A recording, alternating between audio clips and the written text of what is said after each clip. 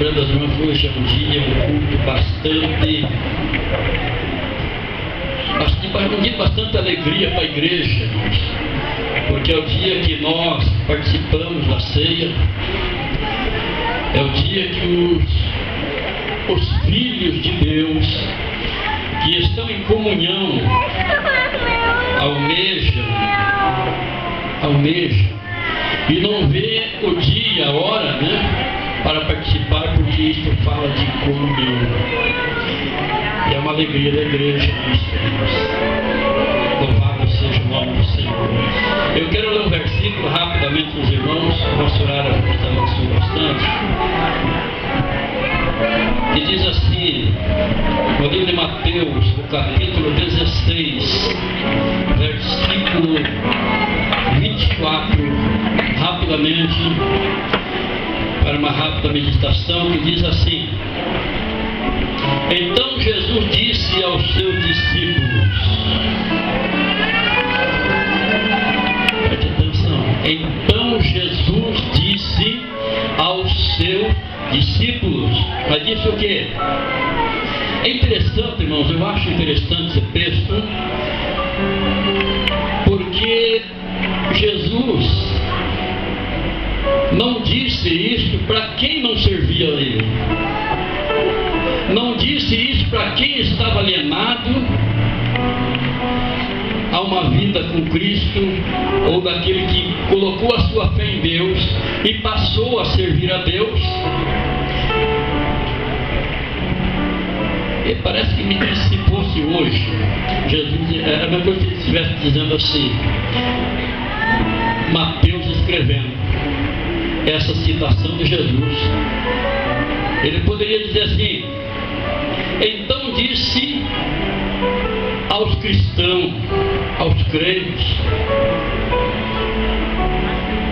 e ele disse para os discípulos dele, que estavam andando com ele,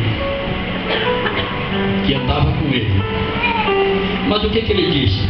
Se alguém quiser acompanhar-me, negue-se a si mesmo, tome a sua cruz e siga-me. Então vamos admitir que Jesus falou aos crentes. É como Jesus está falando à igreja. Falando à igreja. Aqueles que já aceitaram a Cristo como Salvador, está falando conosco. Louvado seja o nome do Senhor. Então, quando olhamos, irmãos, para esse texto, e nesta jornada, para corresponder a essa questão, nós queremos dizer o seguinte: é um comprometimento total com o exército de Deus. É um comprometimento total. E na jornada, para responder essa questão, o que fazer? O que fazer para realizar as obras de Deus? E encontramos, irmãos, vários altares pelos caminhos, isso porque temos de nos consagrarmos a Deus constantemente, a fim de conhecer as implicações desse questionamento em nossa vida, em nosso ministério. Precisamos desse compromisso com Deus. E eu estou convencido que se negarmos a nós mesmos, ou se não negarmos a nós mesmos, terminaremos por atrapalhar até o desenvolvimento da obra de Deus. Por que, irmãos? A igreja somos nós. A igreja somos nós, igreja viva. Igreja viva. E a submissão, irmãos, nessa nossa vontade a Deus, ou a morte do eu, nosso egoísmo, é um processo contínuo. Irmãos, observe que nós vamos a cada dia, irmãos, vamos amadurecendo na fé. Nós, irmãos, temos que nós ir progredindo na fé. E às vezes nos últimos tempos agitados que passamos, observamos pessoas regredindo na fé, em vez de ele avançar na fé, progredir na fé. E muitos fizeram uma rendição total, digamos assim, quando aceitou Jesus, quando se converteram, porém agora desviaram-se do caminho do Senhor. Mas desviar do quê? Nesse caminho que nós trilhamos existem muitos princípios. Muitos princípios. E muitos estão desviando os seus princípios, os seus objetivos, os cuidados, as pressões. Por exemplo, que as coisas da vida que nos atraem, que nos puxam, as pressões da vida, os achismos e uma série de coisas que vão nos desvirtuando da trajetória. Irmão, não esqueça que nós estamos numa caminhada longa. E quando nós estamos nessa caminhada, nós lembramos, irmãos, até do povo do Egito, que teve 40 anos caminhando no deserto, e só caminharam esses 40 anos porque eles obedeceram. Mas 40 anos foi uma caminhada longa. Nós também temos a nossa trajetória, a trajetória da igreja, a caminhada da igreja. E o inimigo procura de todas as formas atrapalhar o povo de Deus, tentando impedir as bênçãos, tentando impedir que os crentes sejam uma bênção. É o objetivo do inimigo das nossas almas, é impedir que eu e você sejamos abençoados por Deus. Faz de tudo, faz de tudo. Mas louva a Deus porque eu e você continuamos vencendo. E só vencemos porque Deus está na nossa frente. Por isso que você e eu e nós somos vencedores. Temos que deixar, irmãos, o Espírito Santo purificar a nossa motivação. Mas será que tem crentes motivados? Será que tem? Já viram alguém dizer assim, mas eu estou sem motivação nenhuma? Isso pode acontecer, irmãos. Pode acontecer. Mas precisamos orar que o Espírito Santo, irmãos, ele venha purificar a nossa motivação e os nossos desejos também. Nós temos, por exemplo, o tempo não vai nos permitir isso, mas rapidamente. Isso leva, irmãos, o nosso pensamento, e a Bíblia diz que nós temos que ter a mente de Cristo. Temos que ter a mente de Cristo. E existem pelo menos três estágios.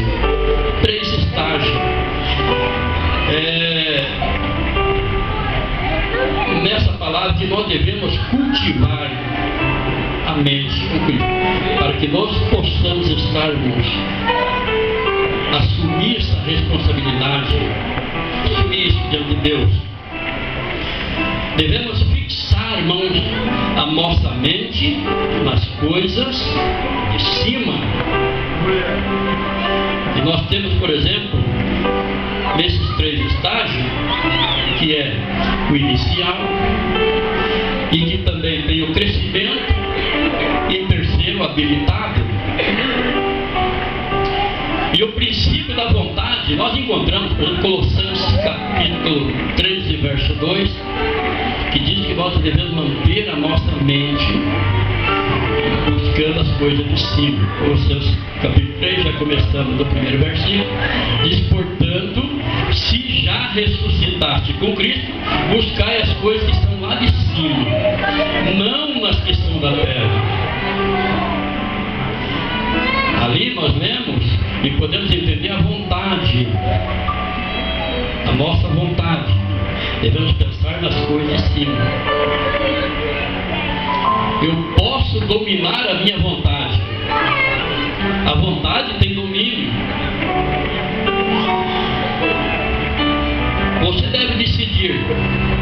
coisa: escolher ou determinar o que irá pensar. É possível isso? Escolher ou determinar o que vai pensar.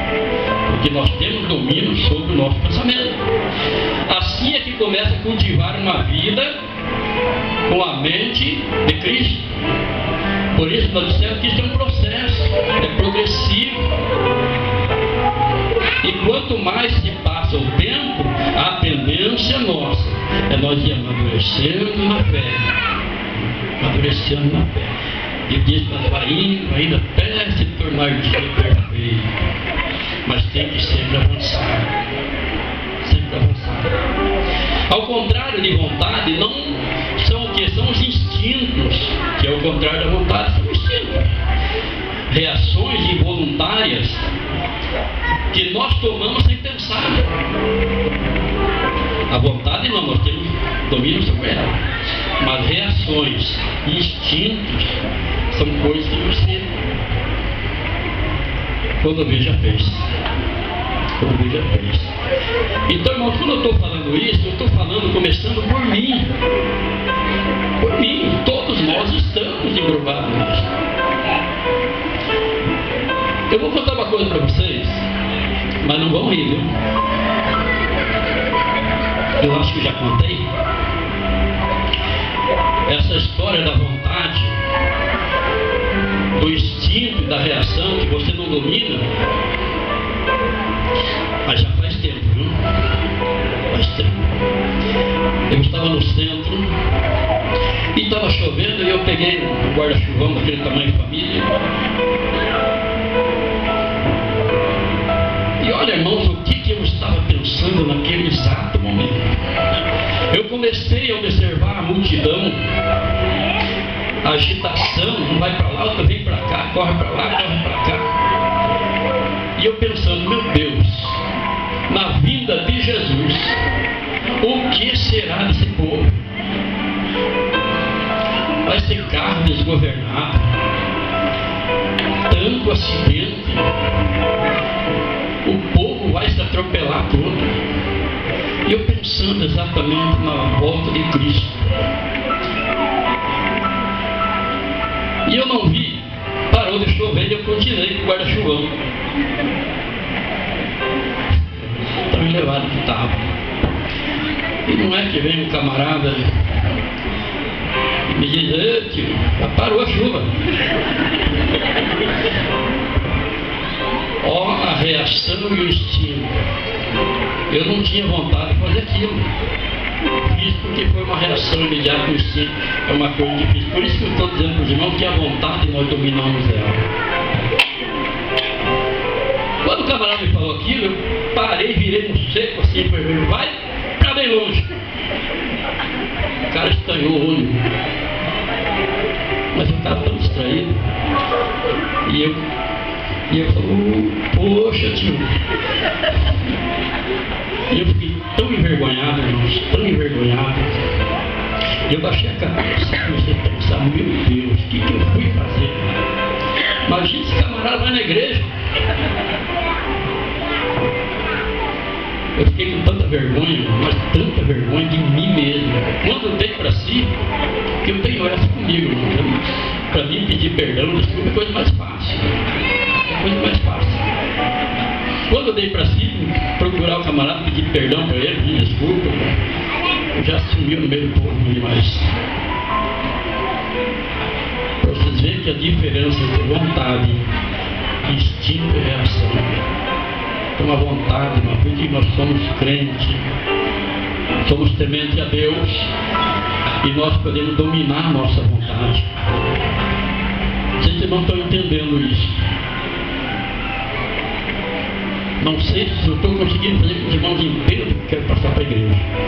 Nesse domínio dessa vontade, em querer fazer bem, em querer ser um cristão realmente para Deus. E a vontade, irmãos, é a parte da mente sobre a qual você tem esse controle. E a vontade permite a você obedecer. A vontade permite obedecer, e apesar dos sentimentos, das intuições, apesar disso, a vontade permite isso.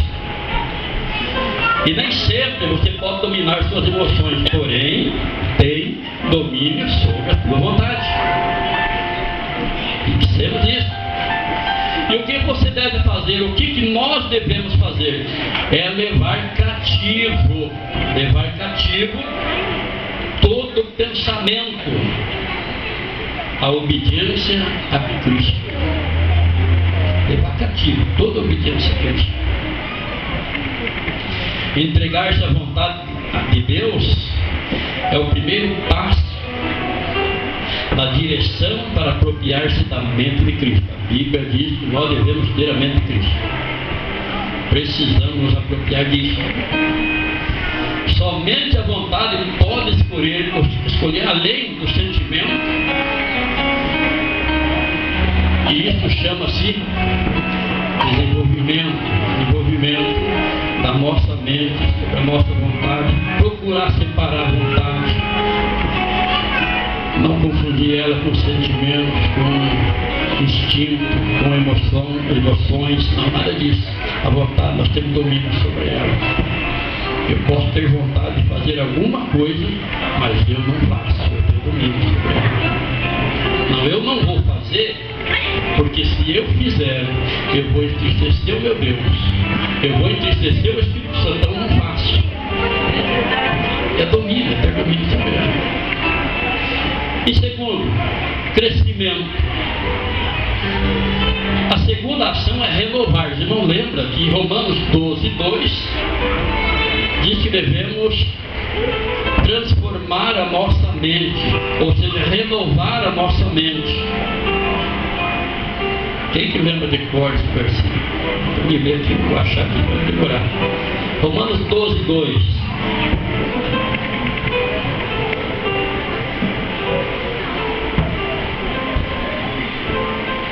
Se alguém achar, lê para mim.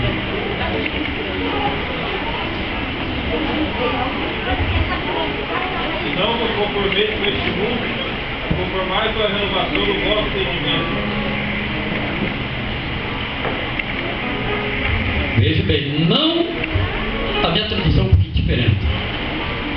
Não se moldem ao padrão deste mundo. Uma outra tradução, não vos conformeis, quer dizer, não entrei na mesma forma do mundo. É como se Paulo estivesse quase dizendo aqui, pelo amor de Deus,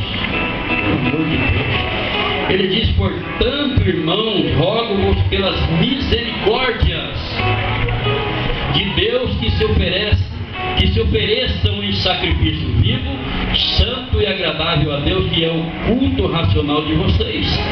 Não se moldem ao padrão deste mundo, mas transformem-se pela renovação da sua mente, para que sejam capazes de experimentar e comprovar a boa, agradável e perfeita vontade de Deus. Então fala de renovação. Hoje nós vivemos um tempo de inovação.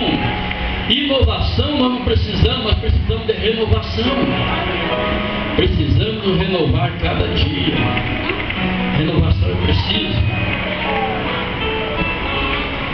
Então a segunda ação é renovar. Precisamos disso. Seguir permitindo que a sua mente seja transformada mediante um processo de renovação. Essa parte do processo é que nós já dizemos que ela tem um tempo de crescimento. Nós vamos renovando. Cada dia nós vamos estando melhor na presença de Deus.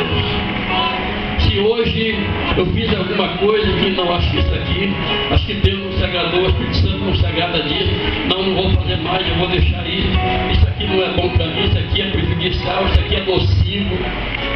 Não, eu quero viver uma vida com Cristo, eu quero servir a Cristo, eu quero realmente ser o seu discípulo. Ora, discípulo quer dizer o quê? Aluno. E como aluno nós vamos estar sempre aprendendo. Eu quero sempre estar aprendendo de Cristo. Eu quero ser aluno de Cristo. Agora tem uma coisa. Jesus disse, se você quiser me acompanhar, Negue-se a si mesmo. Não é fácil. E é um dos textos que não é muito preferido, não. Porque falar de negar-se a si mesmo fala de renúncia.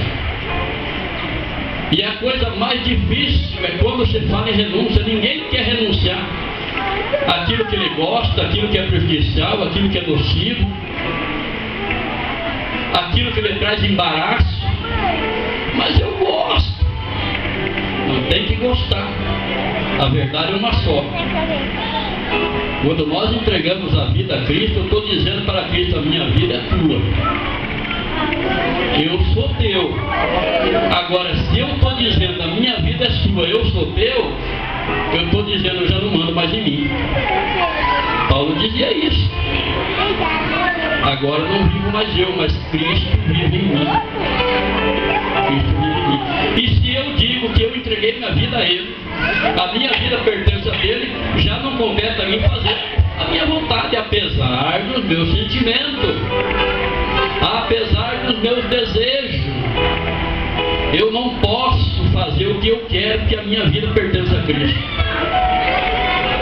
A minha vida é dele.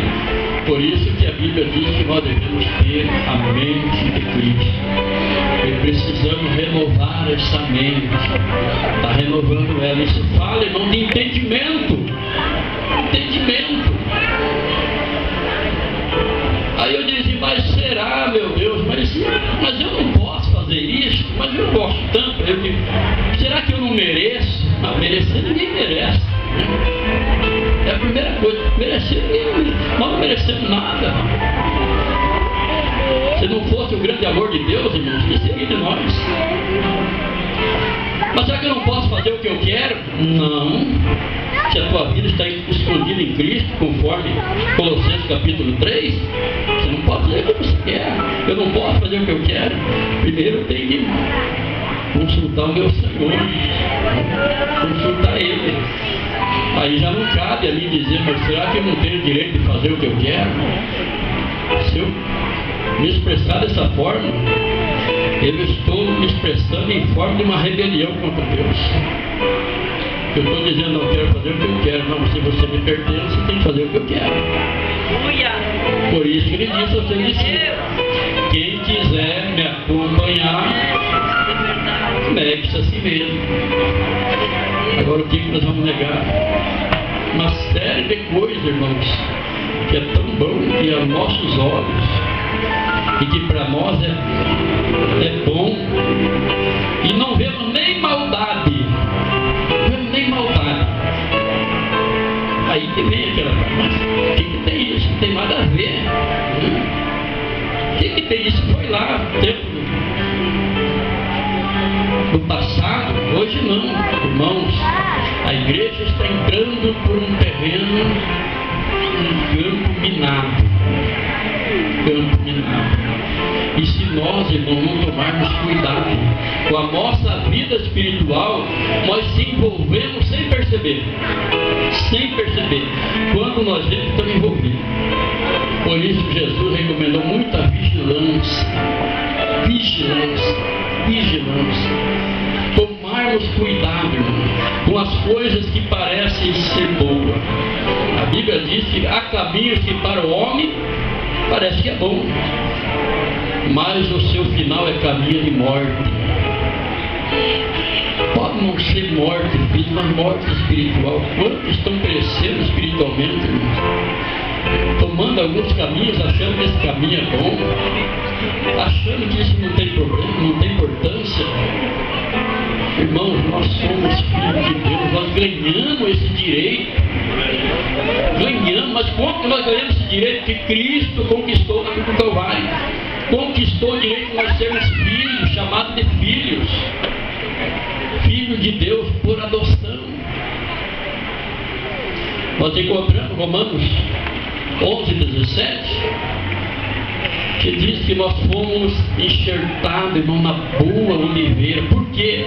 Os ramos quebraram, que era a primazia do povo judeu. Mas quando esses ramos foram quebrados, nós fomos enxertados nessa boa oliveira e passamos a receber da seiva. Aleluia! Passamos a alimentar da seiva privilégio que a igreja tem. Privilégio, irmão. Privilégio de sermos chamados filhos de Deus. Filhos de Deus. Por isso devemos zelar, irmãos. Zelar pelo privilégio que temos. A nossa vida, irmãos, a nossa salvação custou um preço muito caro. E Pedro chega a dizer que custou um preço de sangue. Não foi com ouro, não foi com prata, mas com o precioso sangue de Jesus. Valorizemos a nossa salvação. Valorizemos ela e vamos nos alegrar na presença de Deus.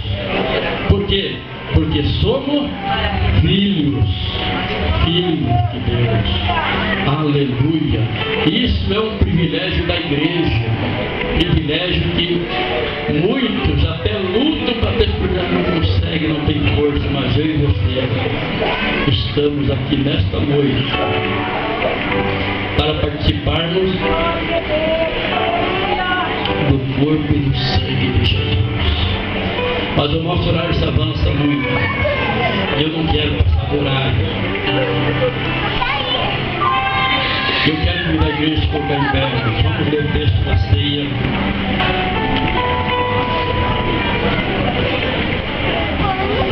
Ainda tínhamos mais um estágio para falar, não foi possível falar sobre o habilitado. Mas nós vamos ler o texto da ceia. E logo em seguida estaremos cantando o hino 301, primeira estrofe, por enquanto os sobreiros estarão lavando as mãos. 1 Coríntios capítulo 11, versículo 23 até o 32. E fica esta palavra que nós meditamos. Que nós tenhamos, irmãos, domínio sobre a nossa vontade, sobre o nosso desejo. E que o Espírito Santo nos purifique, para que possamos levar cativo todo esse pensamento a Cristo. Diz assim, eu vou ler o primeiro versículo para os irmãos na sequência, um após o outro.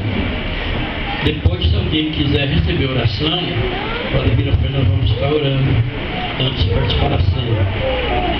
Diz assim: pois recebi do Senhor o que também lhes entreguei, que o Senhor Jesus, na noite em que foi traído, tomou o pão. Deus dando graças no partido e disse: tomai e comei, isto é meu corpo que é partido por vós, fazei isto em memória de mim. Evidentemente também, depois de criar, tomou o cálice, dizendo: este cálice é o novo testamento do meu sangue, fazei isso todas as vezes que beberem em memória de mim. E todas as vezes que comerdes esse pão, beberdes esse cálice, anunciais a morte do Senhor, até que venha. Tanto qualquer que comer esse pão, e beber o cálice do Senhor dignamente, será culpado do corpo e do sangue do Senhor.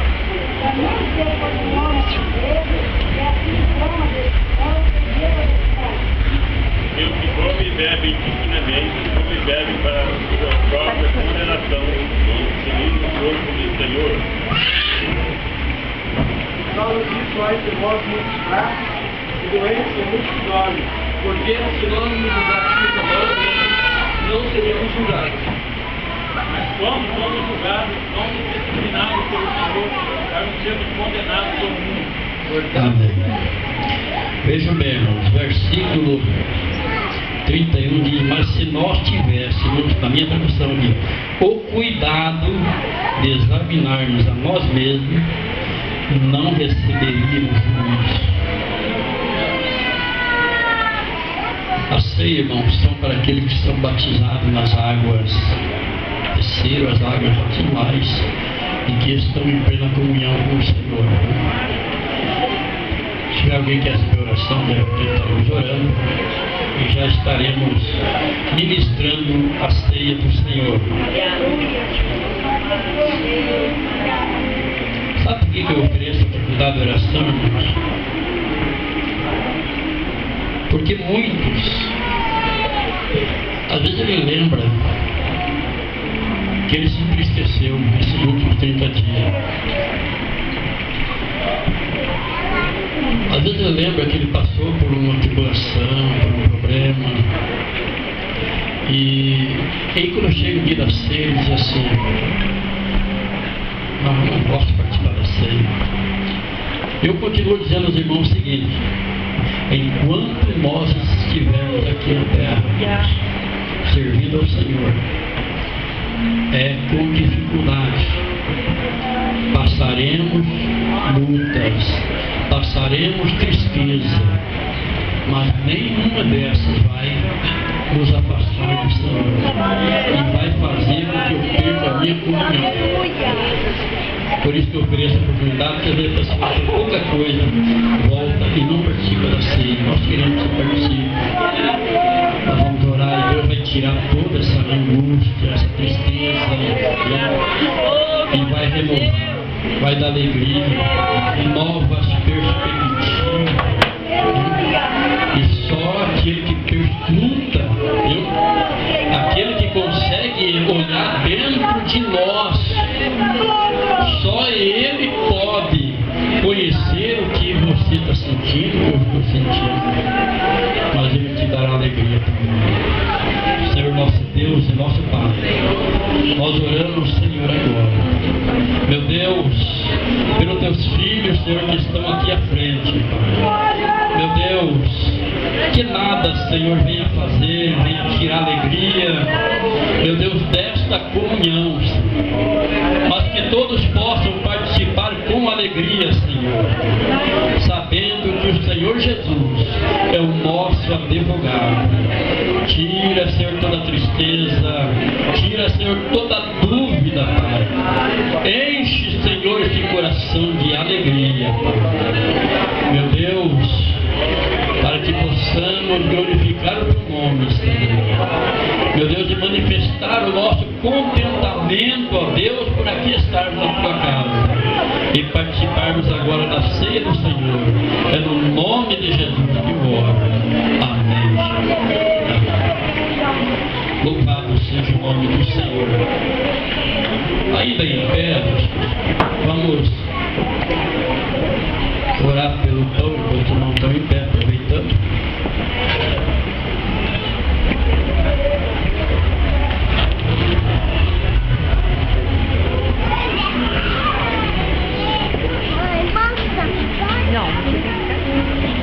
Ó Josué, evangelista Josué, ora por ele, dê graça por ele.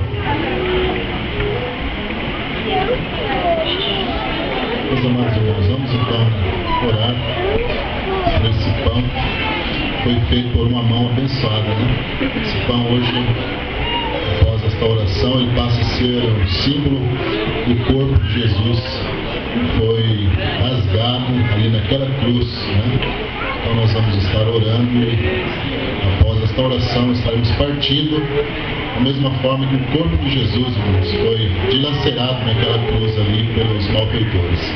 Nosso Deus, te damos graças, Senhor Jesus, louvamos o teu santo, o teu glorioso nome, meu Pai, pela primeira Santa Ceia, Senhor, do ano de 2013. Estamos aqui, Senhor, em nossas mãos, esse pão que foi, Senhor, confeccionado por uma das tuas servas. Nós estamos orando, Senhor, porque este pão que ele simboliza o teu corpo, Senhor, a memória do teu corpo que foi rasgado, que foi dilacerado na cruz. Meu Deus querido, que o Senhor possa abençoar a vida dos membros desta igreja, membros do corpo de Jesus Cristo, ao participar, Senhor, deste pão. Estão dizendo, Senhor Jesus, que estão em comunhão contigo e querem continuar andando contigo, Senhor, até a tua volta. Senhor, abençoa agora, meu Deus, a vida de cada um dos irmãos que vão participar, em nome de nosso Senhor e Salvador Jesus Cristo, é o que nós te pedimos, ó Pai. Amém. Amém. Vamos poder tomar o vosso assento. Vamos mudar um pouco de mudança. Eu quero pedir aqui o pastor Alisson. É o Alisson estará louvando ao Senhor enquanto os irmãos compartilham o pão. E também enquanto estarão também distribuindo o pão.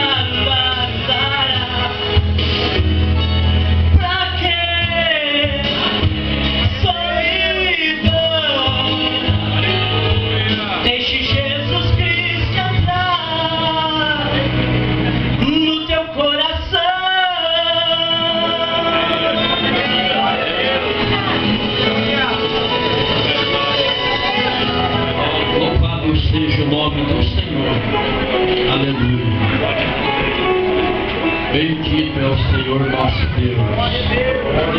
Aleluia. Aleluia. Deus é bom. Deus é maravilhoso. Aleluia. Eu tenho certeza, irmãos, quando nós tocamos no pão, tocamos no cálice, nós temos que ter certeza que a nossa alma está sendo alimentada e nós estamos sendo fortalecidos. Aleluia. Aleluia. E quando nós cremos, irmão, pode ter certeza que a caminhada será longa e você vai estar fortalecido, alma alimentada.